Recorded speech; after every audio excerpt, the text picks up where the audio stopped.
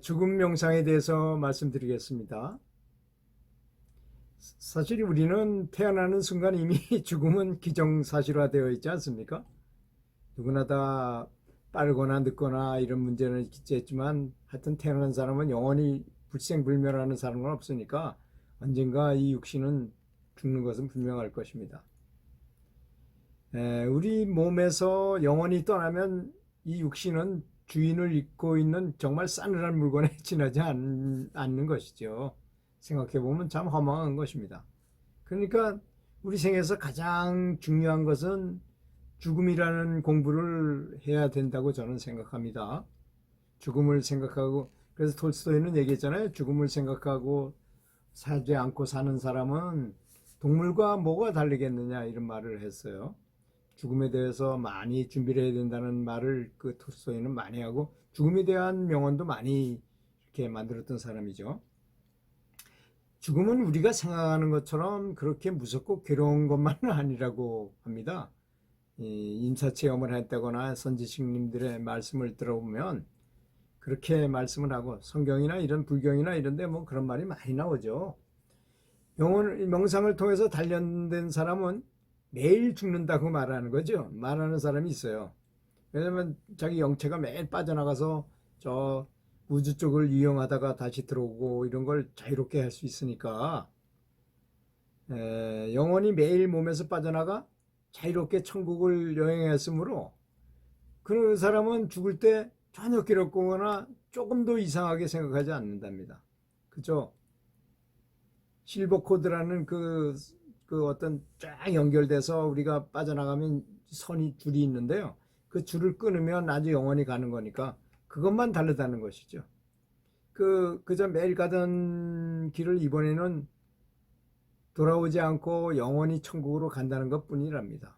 그러니 진정으로 축하해야 될 일일 뿐이라는 것이죠.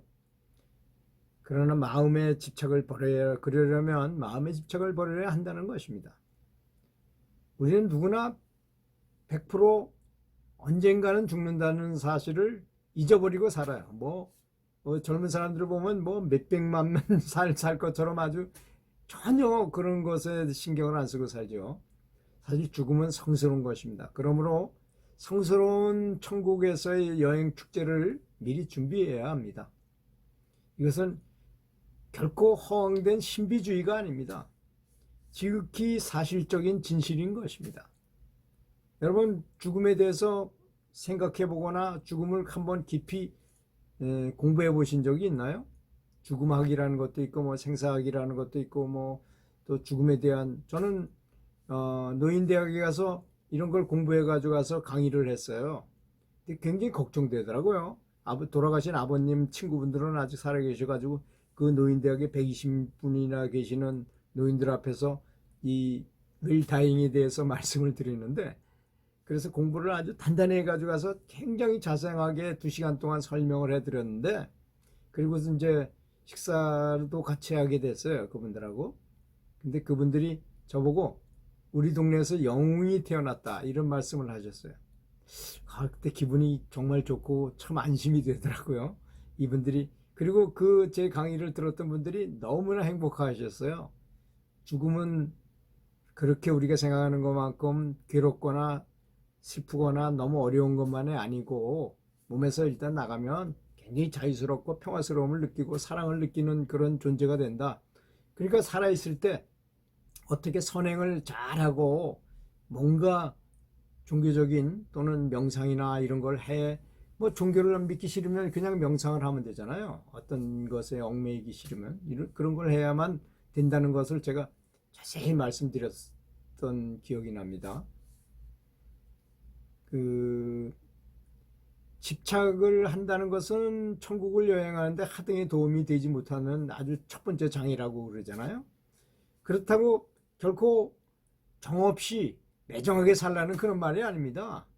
정은 주고 가족을 사랑하고 또 주변 사람들을 잘 대해주면서 집착만 하지 말라는 것이죠. 오히려 그렇게 마음이 정리된 사람들은요, 인사체험을 하고 난 사람들은 이 사랑을 본인들이 가서 직접 체험했기 때문에 너무나 사람들을 존중하고 배려하고 정말 선한 생활을 한다고 합니다. 감사합니다.